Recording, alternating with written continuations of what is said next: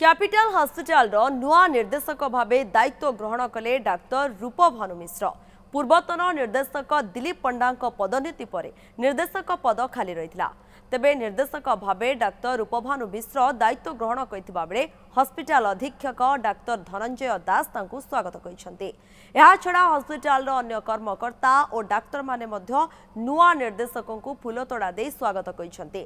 Doctor रूपभानु मिश्र पूर्वरु Puri CDMO थिले। आगकू capital hospital विभिन्न समस्यार समाधान करने सह लोकों को उत्कृष्ट सेवा जोगाई देबा मोर लक्ष्य बोली से कहते। कैपिटल हॉस्पिटलटा है आमर ओडिशार तथा भुवनेश्वर गोटे प्राण केन्द्र एवं समस्त बहुत आशा आकांक्षा यार ये अनुष्ठान प्रति रही यार ता प्रतिबदल कर्तव्य बहुत रही। तेणु यही कर्तव्य को आम यथासाध्य निश्चित भाव में लोकंर सेवारे जमीती आम मैक्सिमम बेनिफिट दे पारिबा लोकों को विल ट्राई।